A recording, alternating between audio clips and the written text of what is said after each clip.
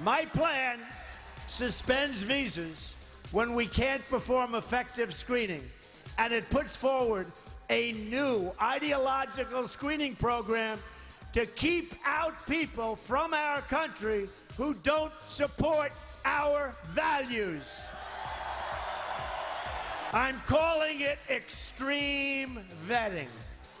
Extreme vetting.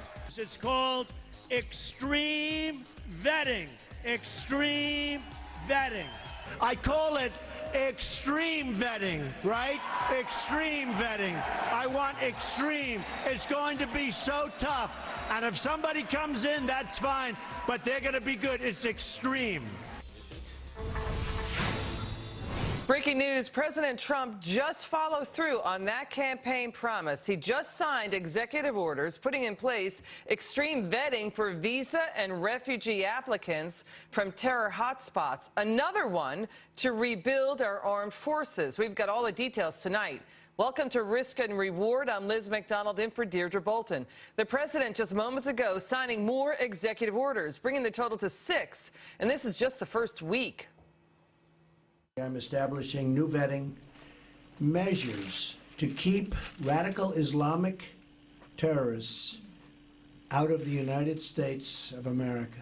We don't want them here. We want to ensure that we are not admitting into our country the very threats our soldiers are fighting overseas. We only want to admit those into our country who will support our country and love deeply our people. These are the most sweeping changes in 4 decades. They have not been changed like this since the Vietnamese resettlement program in the 1970s. Now, the president spoke to Fox about why extreme vetting was necessary now.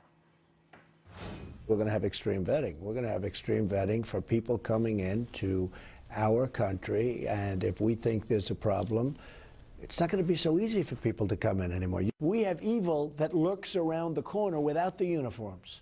Ours is harder because the people that we're going against, they don't wear uniforms.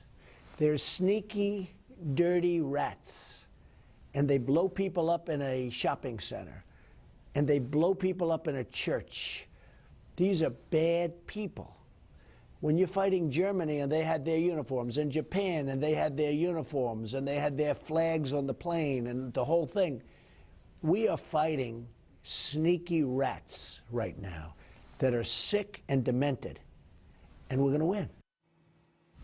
Now, according to a draft of the executive order signed today, it would begin extreme vetting of immigrants. It would include an assessment of opinions and ideology. Gang, stay on that one for a second, because it would ask questions about whether or not immigrants and refugee applicants believe in Sharia law, whether they agree with American values of tolerance and pluralism. Let's go on. It would also put in place an immediate 30-day halt to all immigrant and non-immigrant entry of travelers from certain countries whose citizens, quote, would be detrimental to the interests of the United States. It would also immediately cease the resettlement of Syrian refugees in the United States for 120 days while vetting procedures are reviewed.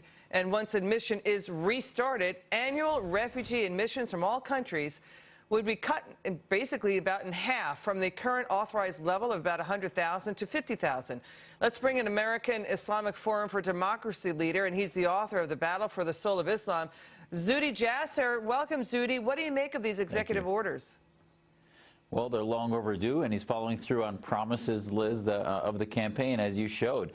And the bottom line is it's about first security, and second, it should be about messaging, because the messaging, I hope, is that this is a pause. We're not just stopping immigration, we're pausing it. And the extreme vetting isn't really extreme. It's about vetting for those who share our values. I mean, there's nothing more American than prohibiting those who believe in theocracy, which is what our founding fathers did, from coming to this country. So if you believe in an Islamic State theocracy where Sharia should run the government, nothing about personal Sharia, but governmental Sharia, then go to another country. It's amazing. It's amazing that now all the exaggerated hyperbole about fear around the planet that's going to happen, radical terror attacks that'll happen now, why don't they go to Saudi Arabia? When Saudi Arabia has 0 going into their country, there weren't attacks that happened then. No, they should go to countries that share those values if they're Islamists, and after the pause ends, then start coming back here if they share our values, once the vetting begins to become more reasonable. You mentioned it was far overdue. I mean, Zuhdi, the president, in defending extreme vetting, he says the FBI, points out again that the FBI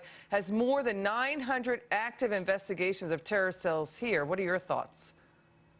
Well, that's just using the compass of terrorism and violence. What if we started to actually narrow it than just simply violence to more focused on Sharia statism, Islamism, looking at the conveyor belt of ideologies? It would actually make their job easier and allow us to engage Muslims in that solution. That's what's not been happening, and we haven't had a solution because we've simply been countering violent extremism instead of countering violent Islamism, this will begin the process. And I hope, Liz, he also begins to talk publicly about the need to engage his Commission on Radical Islam. That'll help talk publicly about what this vetting would be. You know, Zuhdi, you pointed out Sharia law. It looks like the questionnaires, and they're going to look at social media count of these applicants for refugee or immigrant status.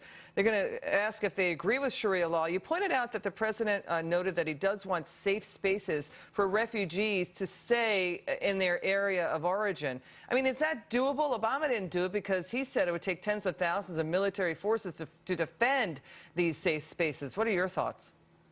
Well, I think I'm glad he's talking about that, because that was one of the criticisms of the conversation in the campaign, was that if you really want to solve this problem and stem the millions from leaving, is you have to give them room to stay in a humanitarian way they want to stay, which is at home in Syria. So you can't solve the ISIS problem without also seeing the end of the Assad regime. My family can tell you that in Aleppo and Damascus, this is a revolution.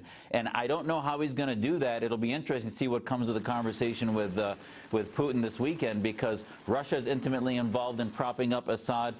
How are we going to create safe spaces in Syria without also then changing the mission from Russia and Assad, which is to decimate the moderates rather than truly attack ISIS? You know, Zuhdi, it's tough because the Orlando shooter, he was a citizen. I mean, his family came from Afghanistan, and I think the San Bernardino, the guy who did that shooting, he was a citizen. The wife came in on a fiance visa. I mean, you can see how the job is so tough. Even though the 9/11 attackers came in on student visas. I hear what you're saying, Zuhdi. Yeah, I mean, this is a global jihadist movement, and that's why Somalia, Yemen, Libya are all really important. And I don't know why they're not going to really, if you're going to pause, you pause all of them and then unpause them at 6 months to say that Syria is indefinite. All of those countries are going to be sources of radical Islamists. Okay, Zuhdi, I want to switch gears. Let's go to the issue with Mexico. Right after President Trump and Mexican President Peña Nieto held a one-hour phone call, they both agreed to work on the fight over the border wall and trade. Now, Mexican billionaire tycoon Carlos Slim, he's now speaking favorably about President Trump. He's saying the president is a great negotiator and that his policies could create thousands of jobs in the United States. It's sort of like the blue-collar billionaire makes good, according to Carlos Slim. But remember this. Carlos Slim is also the majority owner of the New York Times, which has been critical of Trump. Now, Zuhdi, what do you think of this 180 from Carlos Slim? Well, I think we're seeing what happens when you get a non-politician into the White House that is close to the global business community, that different things will happen, different partnerships will evolve, and that the old establishment, be it the president of Mexico and others that are used to sort of getting things their way, will have to deal with the business community. So I think it's fascinating to see this evolve, and I'm sort of sitting at the edge of my chair to see how maybe we'll see the wall come up with economics that are not all coming from the American taxpayer. You know, it's tough, Zuhdi. You don't want to collapse state on the southern border because China could step in, right? Oh, absolutely. This is all interconnected. And, you know, we have to tread lightly. I think the strong talk is important from the White House, but also we have seen him temper some of his language. And this is a partner in the North Atlantic here, and we don't want to exacerbate the relationship. So hopefully we'll move forward slowly and carefully. There's a lot of threats: China, radical Islamist threats, and others in the region. Thank you, Zuhdi Jasser. Always terrific. Please come back soon. We love having you on. Anytime.